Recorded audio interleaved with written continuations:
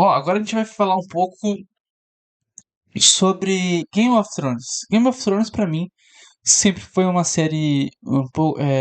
Na época eu gostava, eu fui influenciado por meus amigos a assistir a série.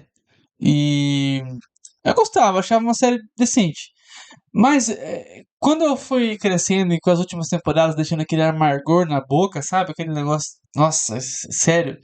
é, eu fui tendo outra visão da série e me arrependi de ter visto tanta, ter sido fã daquela série, porque é de uma mentalidade um pouco juvenil, eu acho. Pô, ela se passa de uma série pesada, é, densamente escrita, ela se passa de uma série assim, mas na verdade ela é cheia, é igual o livro. A matéria-prima é basicamente igual, no mesmo estilo do que foi feito na TV, né?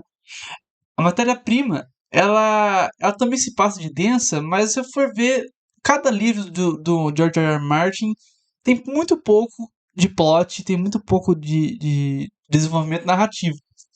E eu acabei vendo que a série também não é aquelas coisas. E o Luigi, pelo visto, o Luigi também tá achando isso, ó. Então, todos os personagens, todas as situações orbitam dentro dessa lógica de causa e consequência direta.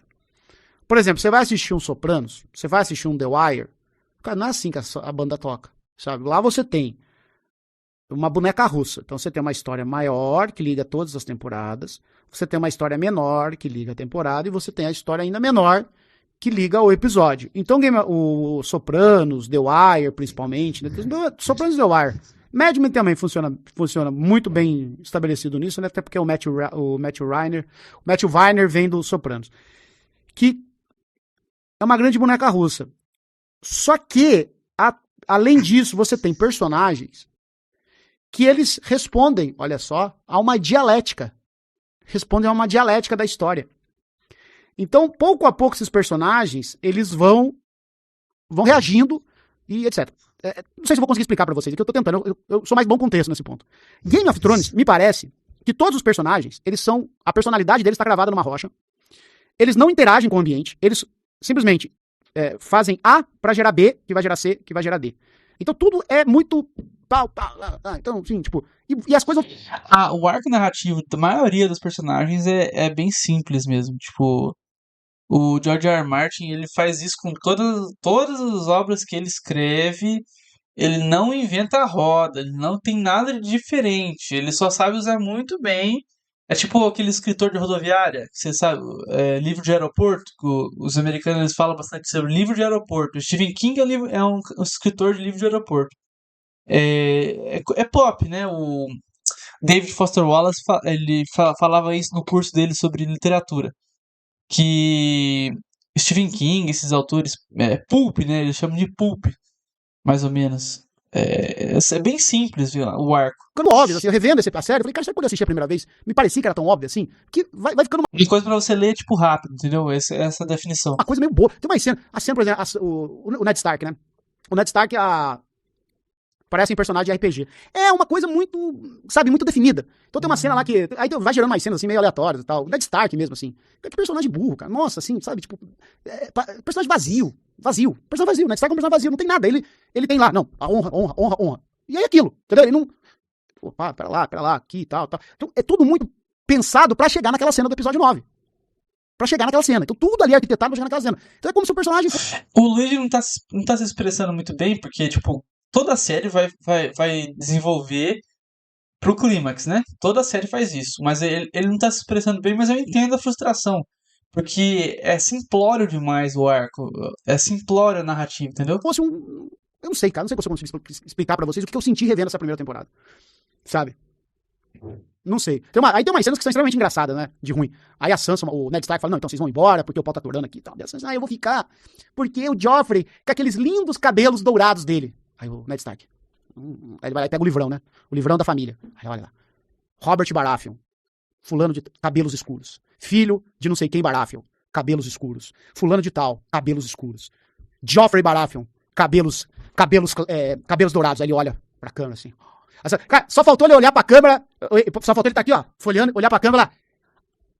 E o salário, ó, né? Só faltou isso. Ah, para, dá licença. Então tem uma situação, porque tudo isso, assim, sabe? Eu não sei, cara, eu não sei. Eu levo ele como uma crítica ao personagem principal de aventura, com aquele senso de honra Cavaleiro Abstrato. Pois é, cara, tá, sei lá, revendo assim a primeira temporada, eu continuo gostando muito da Cersei. Acho que é uma personagem bem escrita. Dentro dessas personagens que, enfim, são o que são, eu gosto dela. O Samuel Tarly, porque ele destoa muito da série. O Jon Snow é um personagem que eu sempre gostei, mas acaba como acaba. O Jon Snow, pra mim, é o pior, porque tanto na série como no livro, o autor não sabe o que faz com o Jon Snow. Ou faz o arco da redenção, o arco da volta do herói, ou faz o. Entendeu? Eles não sabem como lidar com o Jon Snow, se é herói, se é anti-herói. Né? Então fica meio. Assim, você vê que nada adiantou aquilo. Não sei, cara. Como primeira impressão funciona, porque a série o tempo todo faz isso com você. Olha. O Mindinho falou pra você não confiar em ninguém, Ned Stark. Aí 10 minutos depois, eu avisei pra você não confiar em mim. Vocês entendem, tá falando? 10 minutos antes você tá lá, Ned Stark, vamos fazer acontecer aqui, o pau vai cantar, vamos matar todo mundo, vamos fazer isso aqui. Ned Stark, honra. O Hodor, né? Hodor. Nossa, essa do Hold the Door foi um dos primeiros sinais, assim, que a série tava indo pros cambal. Hodor, e o Ned Stark, honra. Ned Stark, o que você acha aqui?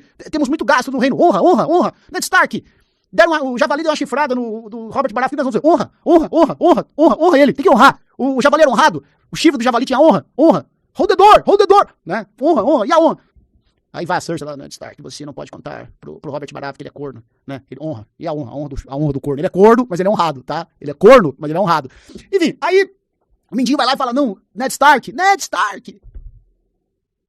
vamos tornar o pau aqui, aí você aqui, levando um papo dele, não, honra, viva a honra. Cuidado, você não pode confiar. Daqui a pouco, falei pra você não confiar em mim. Nossa, meu Deus. Né?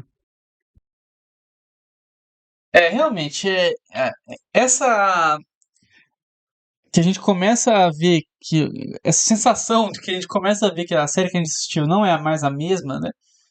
É a mesma coisa que você volta a assistir desenho lá da sua infância. Você vê que não tem a mesma pegada, tipo, acaricia mentes juvenis, mas não tem a densidade de um adulto, entendeu? É basicamente isso. E eu guardei um vídeo comigo que fala um pouco mais sobre como é a obra, né? Como é Game of Thrones. E resume bem o que eu quero dizer, tá? Esse vídeo é muito bom também. Deixa eu só aqui o áudio. Eu detesto essa série. Guerra dos Tronos ou As Crônicas de Gelo e Fogo. Tá tudo aqui. Nossa, uma lança. Bom, tá tudo lido.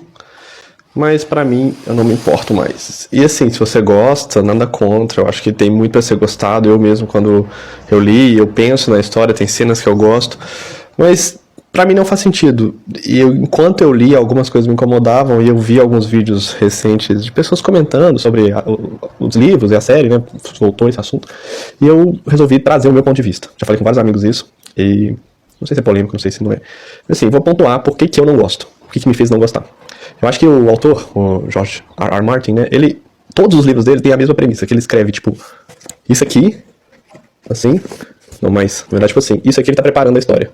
Aí aqui, tudo acontece. Aí quando tudo acontece, fica tipo assim, uau, nossa, olha lá o que eu tava falando, é exatamente isso. Um monte de coisa que aconteceu, mas eu tive que ler, tipo, 2.000 páginas pra alguma coisa, para as coisas começarem a acontecer, sabe, se preparar. Essa é a primeira coisa que me incomodou muito enquanto eu lia, tipo assim, muito mesmo. Outro ponto, o mais óbvio de todos, acho que é o mais comum, assim, difundido, é que ele desistiu dos livros, né? Ele não escreve mais. Não vai ter mais livros, assim. E isso me fez abandonar também. Porque o próprio autor não quer saber, por que eu vou querer, né? Exato. É um bom ponto, bom argumento. No meio disso tudo, tem a forma que ele escreveu, que ele escolheu escrever, que eu achei interessante quando eu li, mas me cansou muito, que é os capítulos por personagem, né? Porque aí você vai ter personagens que você não gosta. Claro, todo mundo lembra aquele personagem que detesta e chega no capítulo, tipo, nossa, não aguento ler essa parte da história. E aí, no meio disso tudo, tem entrevista dele falando que tem um capítulo, acho que no quarto, no quinto livro, acho que é no quarto, que é de um cavaleiro, um cavaleiro branco, que ele perdeu uma aposta e por isso ele fez um personagem, sabe? Tipo, Porra, o livro já é gigante. E aí você ainda vai botar uns personagens que não servem pra nada. Tipo, o cara bota filler no próprio livro dele, por aposta. Tipo, isso me incomodou muito. Além disso, ele tem, obviamente, personagens favoritos. Assim, a Daenerys é a personagem queridinha dele, acho que a Arya também. Mas a Daenerys, pra mim, é o maior exemplo disso. Assim, que ela toma decisões em comparação com o Jon Snow. Porque eu gostava muito do Jon Snow e achava que ele era um personagem político, tomava decisões difíceis lá nas fronteiras, né? Tô até esquecendo os nomes. Mas na Muralha de Gelo e na Guarda da Noite.